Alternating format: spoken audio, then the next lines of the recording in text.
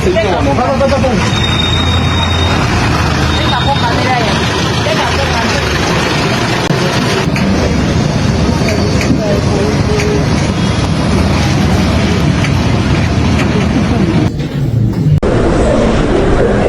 Worship, after thorough examination, it is established that I suffer 5 chronic health challenges.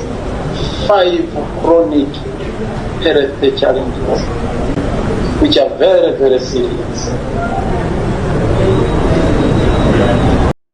Wolabira bino mukwano gwange nga baloya beyaliko speaker wa parliament w'eggwanga lya kuno erya Uganda Nalongo Triple A Anet Anita Among bamaze dda okubeera nga batuuka walere ku kooti ewandegeya ewozesa abalyake akwoteeka n'abakenuzi. Ebigambo si birungi eri Anet Anita Among. Bino nno bijjidde mu kaseera nga enkya y'olunaku olwaleero waliwo abakozi ba parliament abawerako ddala 7 abakwatibwa ku nkomerero ya wiiki eri. Bano be basoose mu kooti eno era nga ebigambo tebyabadde birungi ewabadde Chris Obole engeri gye bagenze maaso n'okubeera nga babajjawo mangu nga kiteeberezebwa nti ekkooti eno eyinza okubeera bize mu ssaawa eziddako. Atugenza okutuuka akaseera kano nkugambye nga bannamateeka be weebali nnyo mu kooti baatudde dda era nga kiraga nti client waabwe amanyikiddwako nga Anet Anita Among agenda kubeera nga aleetebwa mu kooti. Atugenda kubeera nga tubyetegereza mukwano gwange ate nga we biva side eyo.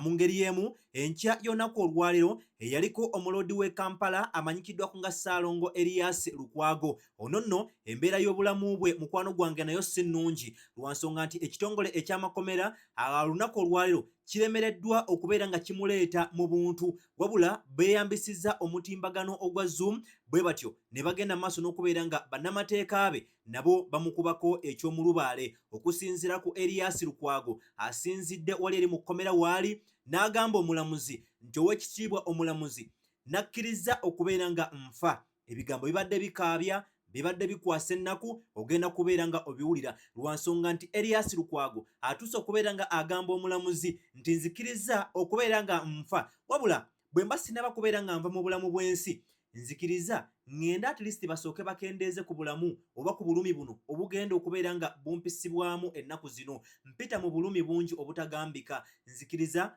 ngende mu ddwaliro waliri mu ggwanga erya India nfune obujjanjabi obw'ekikugu. Akatambi nkaleese ogenda kubeera nga okalaba wabula kyenjagala okubeera nga nkutegeezaako nti katambi katiisa era kakaabya so nga ate anerooya we amanyikiddwako nga Medad Lubega Sseggona asobodde okubeera nga atumenyeramenyeramu byonna ebivudde mu kooti eyo.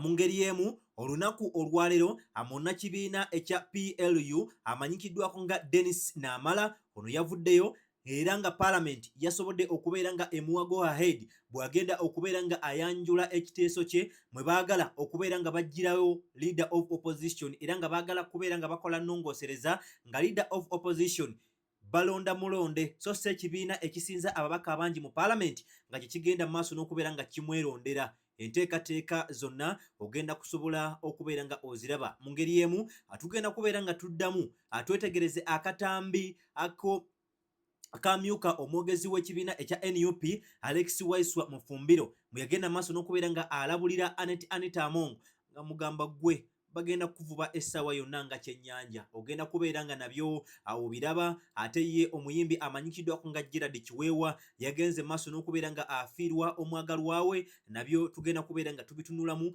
Mu ngeri y'emu eggwanga erya Uganda lisobodde okubeera nga likomyawo abantu abalala okuva ku waliri munda mu ggwanga erya South Africa era wano ndabye minisita amanyikiddwako nga Balamu agenze maaso n'okubeera nga ategeeza nti kati bannayuganda mwenna abatannaba kubeera nga mukomawo wano munda mu ggwanga erya Uganda mukomewo lwa nsonga mbu gavumenti erina enteekateeka. Kanzije DPTV Uganda, Dawn People Television.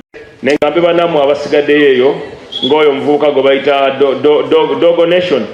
Mumugambe Dogo Nation yakomewo president talina kyamwagaza newabeera General Muhoozi talina kyamwagaza akomewo ne wano tulinawo embwa afune embwa zanazanya nazo wano tulina embwa weziri wano ajazanye n'embwa so ffenna nga twegase wamu tujja kuzimba eggwanga lyaffe ate tujja kulifuula ery'ekitalo, ate tujja kulifuula ery'amaanyi. Ssente zino okuyigiriza abantu biki bwe basobola okwetabamu okukendeeza obwavu. Ebimu ku ebyo kwe kulaba nti tumalawo obunaku nti tukulakulanya ebitundu byaffe eby'ebyalo, nti buli muluka gubeera ne kabbanka ku kyalo nga ssente abazidukanya n'abazitereka nga banyini muluka ogwo. So tuyita mu PDM okulaba nti tuyamba abavubuka abakyala, tuyita mu minisitule agenda okusikiringa abantu okubawa ebyokuyiga, ne president yakolawo amatendekero g'ebyemikono okuyigiriza bannayuganda biki basobola okuyiga ebyokukola. So tugezaako okulaba nti tuyamba abantu nga babawola ssente ku butali ssente nyingi. Kale nkwanirizaako agwe wenna agenda maaso n'okubeera nga otugoberera okuvaako mu bitundu by'ensi eby'enjawulo. Omukutu oli ku gw'omuntu wa bulijjo, eno ye DPTV Uganda, nga bulijjo yenze Morgan Keys 256 official, CEO Kaliddalu, content creator, the Ruero's finest, Mr. Perfect. Nzaaliwo okubeera nga ate nkutuusaako ensonga zino nga bw'oziwulidde. Omupya agenda maaso n'okubeera nga osubscribinga, ate gwe omukadde gwe tuweza tambula naawe agenda maaso n'okubeera nga otuweera video yaffe eno like, ate tugende maaso n'okubeera nga ate tweyongerayo. Asajjime n'olunaku olwaleero tetuli naye nga kyenyinza okubeera nga mbategeezaako nti ajja kugenda maaso n'okubeera nga asuuka. Agendako wansi mu comment section omwagalize okubeera nga asuuka obulungi, ate naawe ayina ennamba ye ey'essimu osobola okubeera nga omuyisaamu olukomo n'ogenda maaso n'okubeera nga omusaasira. Nzikiriza tusobole okubeera nga tweyongerayo. Tutandise ne minisita amanyikiddwako nga Balamu. Ono yavuddeyo n'ategeeza nti bannayuganda bonna abawangalya munda mu ggwanga erya South Africa abatannaba kubeera nga bakomezebwawo wano bakikole mu bwangu, lwa nsonga mbu gavumenti ya kuno eyina enteekateeka ennungi gye bategekedde, ne weebuuza nti bulijjo erinda ki okubeera nga egibateekerateekera. Naye nga tugenza okutuuka olunaku olwaleero nga batulaga nti eggwanga erya kuno erya Uganda liriko abantu abalala be bagenze maaso n'okubeera nga bakomyawo, era nga bannayuganda abalala abawerako ddala 166 ababadde bawangaalira wali munda mu ggwanga erya South Africa nabo bakomyewo wano ku butaka mu kiro ekikeesezza olunaku olwaleero, era bano ne baweza omuwendo gw'abantu omugatte 730 abaakabeera nga bakomezebwawo. Kinajjukirwa nti bannansi b'eggwanga erya South Africa abaatabukira abagwira abagambibwa obutabeera na biwandiiko nga baba balagira okwamuka eggwanga lyabwe. Kale nno bwe kitaba ekyo oba oliawo bajja kubeera nga basisinkana omutonzi eyabatonda, era gavumenti ya kuno yavaayo netegeeza nga bwegenda okubeera nga eyambako abantu bano abanaakomezebwawo, newankubadde nga waliwo ebimu ebibadde biwulirwa nti waliwo anti bw'ogenda ate ku kisaawe okubeera nga okima omuntu wo agakatonda ne w'omunoonyoddamu tomulabako, ne weebuuza kati bano ate bwe bakomyawo abaabwe bwe baliwa, nti gwe obeera ng'olina omuntu wo ali munda mu ggwanga erya South Africa nogawaayi bayinza okuba bagenda muleetera ku nnyonyi kamulindeko, ate mbw abasinga tebalabamu baabwe, kitegeeza awo simanyi oba oliawo banaava ne batuwulira ku nteekateeka, naye nga batusuubizaako oba baatugamba nti bannayuganda abawerako ddala 7 be batannaba kubeera nti be beewandiisa okubeera nga bakomezebwawo wano munda mu ggwanga erya Uganda. Katusabe bonna badde ate obutabeera nti basosolamu ono waffe ono si waffe, wabula bonna bannayuganda bagende maaso n'okubeera nga ate badda. So enteekateeka eyo 730 be baakabeera nga bakomezebwawo. Bwe manga nkuggyeko awo katusooke tugyewo omubaka ono amanyikiddwako nga Dennis Namala. Dennis Namala munnakibiina kya NRM wabula ng'agendako ne mu kisinde ekya PLU. Ono nno gye buvuddeko yagenda maaso n'okubeera nga akawaŋŋamula bwe yali asekendingibwa ne babaka banne abagwa mu kabondo aka PLU akwoteeka n'abo abakkiririza mu General Muhoozi, era nga General Muhoozi Kanyerugaba bwe yavaayo n'ategeeza nti leader of opposition amanyikiddwako nga Joel Ssennyonyi Bisekezi atannaba kubeera ng'ate oba tebamwagala mu paalamenti ya ggwanga lya kuno erya Uganda, era ne bategeeza nti essaawa yonna bagenda kubeera nga bamuggyamu oba oliawo bamuggyayo bo beerondere leader of opposition gwe baagala. Era olunaku olwaleero MP wa Buyaga West mu Parliament amanyikiddwako nga Dennis Namala agenda kubeera nga aleeta motion ku ku lunaku olwaleero olwokusatu nga baagala okwamendinga etteeka eppya naddala mu Administration Act ey'omwaka 2006 mwe baagalira nti leader of opposition bamulonda era nga ebibiina naddala ebiri ku ludda oluwabula gavumenti kwoteeka n'abo abajjanga ba independent nga bo beerondera leader of opposition owaabwe gwe baagala. Ebintu bino byatandika ng'ebyokusaaga wabula olunaku olwaleero akyenyiza okugambako nti Parliament byegenda okusooka nga ekwatira ddala kannabwala era wano ndabyeko Deputy Speaker amanyikiddwako nga Thomas Tayebwa ng'atuuka ku Parliament mu mmotoka ezimyansamyansa. So bwe binaava sayidi zeeyo nja kudda wano ku mukutu ogwa DPTV atugende mu maaso n'okubeera ng'ate atubikutegeeza butereevu katusale ate tugendeko mu kooti etudde enkya y'olunaku luno olwaleero omwaleeteddwa eyaliko omuloodi w'ekibuga Kampala amanyikiddwako nga Ssaalongo Erias Lukwago nga ye bwakedde kansoke kuyiseeko ewa looya abaana ba kuno omanyi nabo si bangu abageze maaso n'okubeera nga bakwata looya Sseggona ne bamuteekamu saawundi ono katumuwulire then nzire wenga kyamudodde katonda kiringa kinankole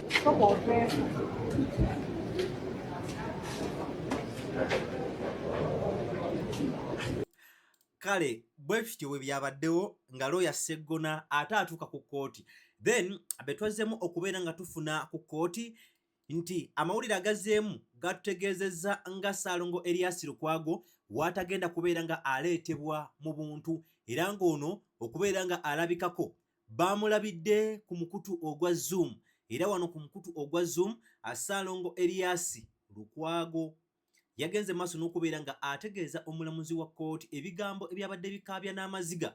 Yagambye omulamuzi nti embeera gy'alimu si nnungi ebyaddala asaanidde okubeera nga afuna obujjanjabi obw'ekikugu era wano we yasinzidde n'agenda maaso n'okubeera nga asaba bamutwala oba oli awo mu ggwanga erya India. Erias Lukwago yagambye nti ninga eyasalirwa dda omusango ogw'okuttibwa wabula kyensaba Allah kwe kuntwala nga tampisiza mu bulumi obungi bwe buti nga nkola okusaba kwange okusembayo mu kifo ky'okubeera nga nfiira mu bulumi bwe buti waakiri nfune endabirira ey'ekikugu n'okukola ku bulumi buno nfiire mu bulumi waakiri obutonotono. Bw'atyo bwe yalaajanidde omulamuzi mu kkooti ng'ayita ku mutimbagano waliri mu kkomera ery'Eruzira ng'ate bakozesa Zoom. Kamukuwe then ate tweyongereyo. Your Worship, after thorough examination, it is established that I suffer 5 chronic health challenges. 5 chronic health challenges, which are very, very serious. And as we speak today, my life is in danger if they are not attended to.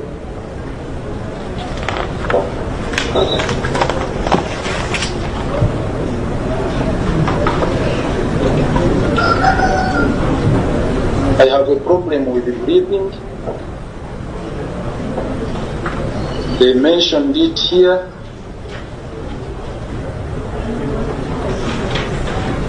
I have a lung complex with what they call residual mild cylindrical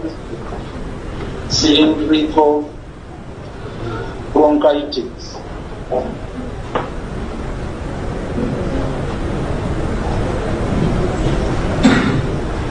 Which is a permanent damage on my lungs. And once I'm in a place with limited oxygen, I suffer breathlessness, and that's why here I was gasping for air, because the windows had been closed and I was not breathing well.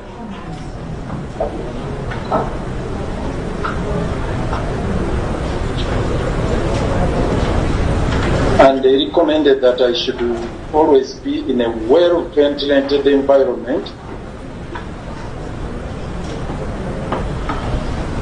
because of that pulmonary challenge. It's called my current pulmonary functional tests, which they conducted, indicated that I need that kind of environment. My lord, the second one is that I have a residue cervical radiculitis following a cervical 6-7 disc replacement surgery, and they are omusibe alabikidde ku mutimbagano kye bataatubuulidde kooti yokka ye yategedde n'abooludda oluwaabi. Kyokubiri batuwadde okukomawo wano ng'ennaku z'omwezi 16 omwezi gw'omusanvu, olwaleero ennaku z'omwezi 7. So nga batugamba nti agumire ennaku ye okumala ennaku eziddako, nalwo lujja kutuuka oba mulamu oba si mulamu. Ekyo kimu. Ekyokubiri, obulwadde alipoota okuva Mulago yakakasizza byonna betubadde tujja tubagamba, ebyuma ebiri mu mugongo ne mu lukizi, ate kati yafunye n'enkizi endala 2 ezeetaaga okussaamu ebyuma. Ab'e Mulago babadde tebasobola mussa mu kyuma kyabwe ekya MRI kubanga tebeekakasa obanga kikwatagana ne sayansi w'ebyuma ebiri mu mubiri. Kussa kwe kubi, baagala abeere mu kifo ekirina empewo obulungi, nkomera tekiriiyo. Era kyovudde olaba nga akugamba nti kkiriza okufa, naye yandyagadde bamuwe eddagala afe bulungi, aleke kufa mu bulumi. Kiri painful, naye tujja kukiyitamu kubanga bwe luba lutalo nga terunaggwa tosuula ngabo, kubanga wosuulira engabo olukoma. Twandibadde tusobola okuwummula ne tuluwummuza singa munnaffe abadde bweru, naye ng'ali munda tetujja kuwummula. Famire n'abalala tubasabira. Omulamuzi abadde tasobola nakuwa biragiro ku ppiro omusajja bano gye baayuzaayoza ne bagisokoolamu ebyuma bye batasobola kuzzaawo kati, naye ng'ate eri medical recommended bagitumya Bungereza nga ne bino tebinnabaawo. Omuntu ayinza okugamba bagitumizza kati sobola kuketta biri mu makomera. Ab'amakomera tolowooza nti bandibadde basoboka kwebuuza naddala ng'otandikira kuye nga tonnaba kuyuza ppiro ya musajja yeemuwa ku tulo kati teyeebakira ddala. Kyamukisa mubi nti omuntu alina obulwadde obufaanana bwe butyo ate teyeebaka. Mu buteebaka oyongera okulinyisa obulwadde bwe. Alina operations 3 ezirindiridde. Operation y'okutereeza ebyuma bino bye bakyamya nga bamukozesa dduyiro obubi bungi. Operation y'okumussaamu ebyuma ebirala wansi mu lamba.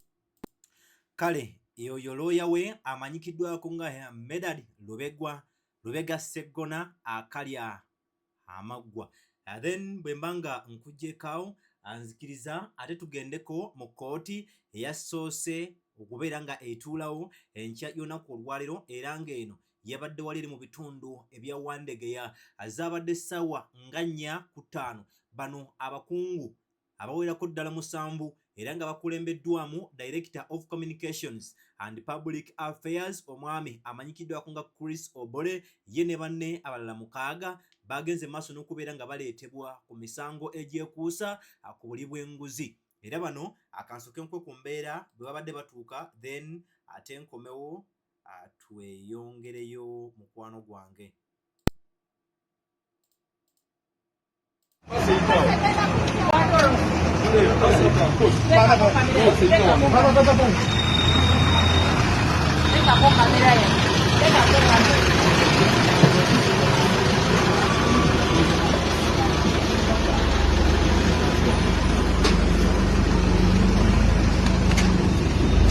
Alors, ils sont passés.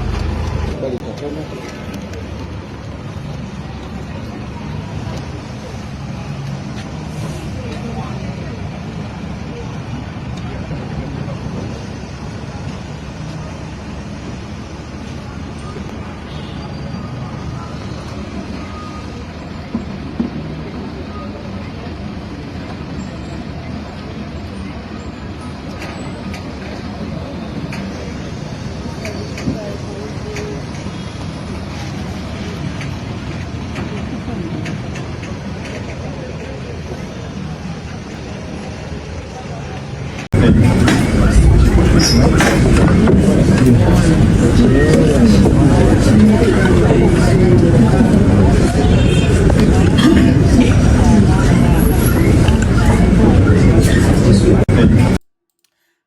bwe bityo bwe bibaddewo ate onaku olwaliro era bigenze okubeera nga biggwa nga abakozi ba paalamenti abagambibwa okubeera nga babulankanya n'okulya ensimbi ez'omuwi w'omusolo ezisoba mu buwumbi 31 abakomezeddwawo mu kkooti ewozesa obukenyuzi akwoteeka n'obulabbayi nga era eyaliko sipiika wa paalamenti w'eggwanga erya Uganda Anita Among naye onaku olwaliro asubirwa okubeera nga aleetebwa mu kkooti y'emu essaawa yonna.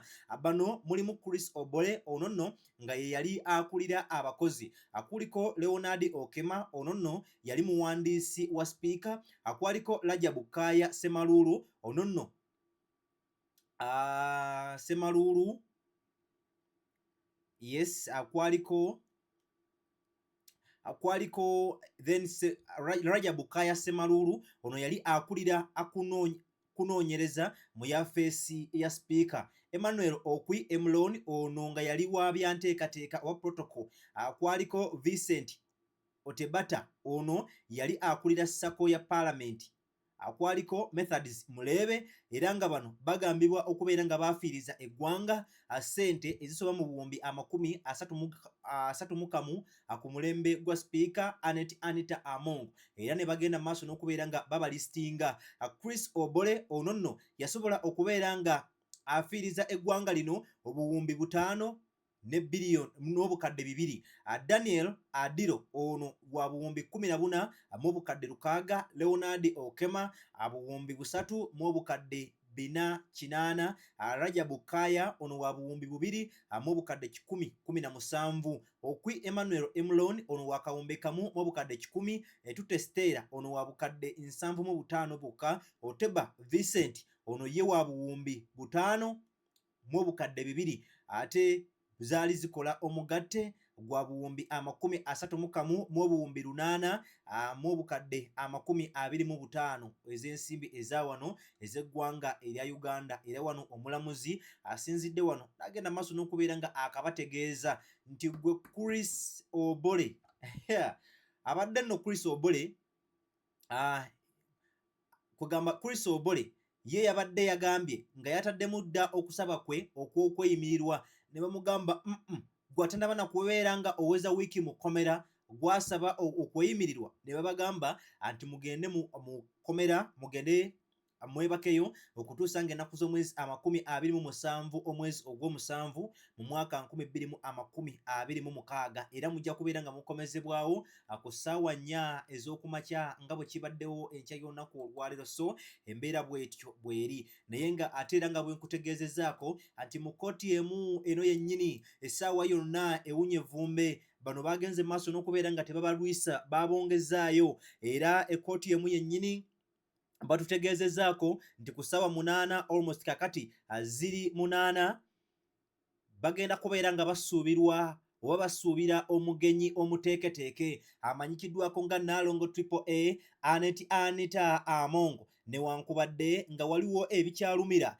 ebikyagatta obulyake obukenuzi emisango egiyinza okubeera nga gigenda kuggulwa ku Anita Among. Jjukira nti akawungeezi k'olunaku olw'eggulu twabadde tukutegeezezaako nti Anita Among twabadde tumusuubira era bannamawulire badduse bukubirire okubeera nga batuuka ku kkooti eno esangibwa ewandegeya nga basuubirayo Anita Among. Eyo nno gye baakabatemye ne babagamba nti Among tajja kubeera nga ajja lunaku lwaleero wabula mumusuubire ng'ennaku z'omwezi 7 omwezi ogw'omusanvu mu mwaka 2026 naffe ne tugamba katulinde zinaabeera ssaawa 8 wenkoledde vidiyo eno nga ziri essaawa 8 nga Anita Among tannaba kubeera nga akubwako kya mulubaale wabula nga bo bannamateeka nga benakutegeezezza nga bakulembeddwamu Asumaani basaalirwa batuuse dda ku kkooti eno balinda kilayanti waabwe essaawa yonna bw'atuusibwa bagende mu maaso n'okubeera nga bamuwolereza. So byebyo naye nga nalabyeko era anti musajja mukulu amanyikiddwako nga Moses Magoggo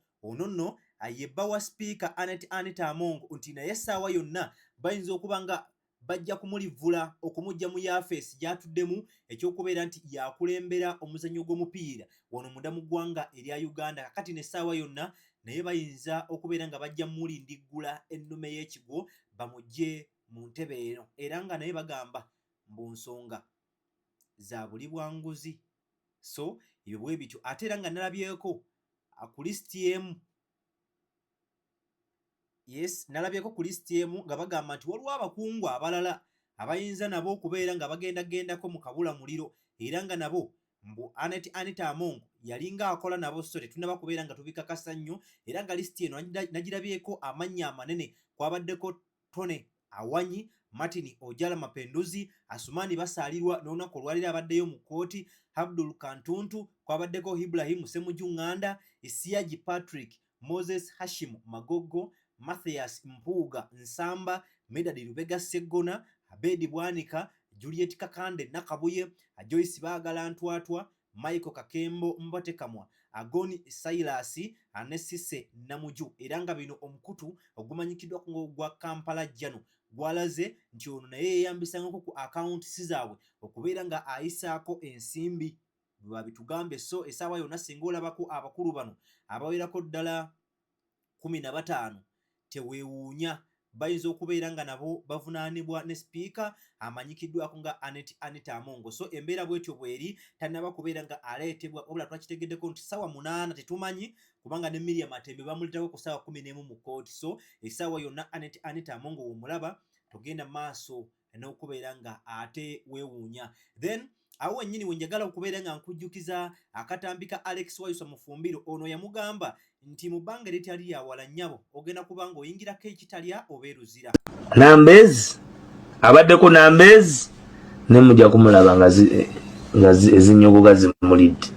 Abaddeko namba biseera ki bino eyali oba aliko I can predict that in a few years she will be dangling in Kitali. Kumulembe ki gojja kulaba niwe guba guno kuba bali ku island gwe gwani ovaeyo wa avaweyo kedia Nambezi abaddeko Nambezi ne mujja kumulaba. Kale so ebyo nabyo katubiveeko atugende maaso n'okubeera nga ate tweyongerayo. Then munzikirize ndooza tusikugazeewo emboozi eno, amawulire agatali malungi gano nno nga gavaako ew'omuyimbi Nakinku ow'akadongo kamu amanyikiddwako nga Gerard Kiweewa, y'omu ku abo abaakuba endongo, era ndowooza endongo ye yeyogerera yo yokka na yokka, naye amawulire agaafunyiseewo anti omuyimbi ow'akadongo kamu amanyikiddwako nga Gerard Kiweewa ono afiiriddwa mukyala we. So bambi amawulire si malungi, ono yafiiriddwa mukyala we, era amawulire gano ag'okufiirwa kuno gasaasaanidde mu bayimbi banne n'abawagizi be abangi, era nga bangi batandise dda okubeera nga boolesa obusaasizi wamu n'okubeera nga basabira Gerard Kiweewa n'ab'eŋŋanda ze mu kaseera kano ak'ennaku. Atusaba Omukama Katonda agumye Gerard Kiweewa wamu n'ab'ennyumba ye yonna, era abawe amaanyi agayita mu kaseera kano ak'okubeera nga bali mu kizibu kino eky'okufiirwa. Ate n'omwoyo gw'omugenzi Omukama Katonda agulamuze kisa. Sigenda kubeera nga nsuukako wano okuleka okubeera nga nkwagaliza akaseera akalungi nga bulijjo yenze CEO Kalidalu content creator the Ruero's finest Mr Perfect nga bulijjo aneera nze abaddewo Sajjime why akyalina obulwadde obumubala embiriizi, naye nja kugira nga mbakwatamu mpola mpola mmwe mwenna abaagala okubeera nga mumulabako. Nze mbeera eno mabega wa mizindaalo agenda kubeera nga dda essaala zammwe ze munaateekamu ze zinaamusobozesa okubeera nga ate akomawo mu bwangu, kubanga nange mwagala nnyo abeere nga ali mu kukola emirimu gye nga bw'agikola, ate nga nange nkola egyange nga bwe nteekeddwa okubeera nga ngikola. Naye kansuubire anti sibakoze bubi yadde n'akamu n'akeddagala n'akettondo. Mmwe mwenna abenyiziza wamu munansasira nange ndi mwana wa muntu nina omusaayi ndya emmere enfumbe musaaniiko munansonyirayo naye benkoze obulungi ate nammwe mbeebazaako okubeera nti mulabye vidiyo okuva gye yatandikidde n'okutuusa akaseera kano mwengenze okubeera nga nkusiibulira sigenda kubeera nga nsuukako wano okuleka okwagaliza akaseera akalungi Bogan amubeere bulungi mweraba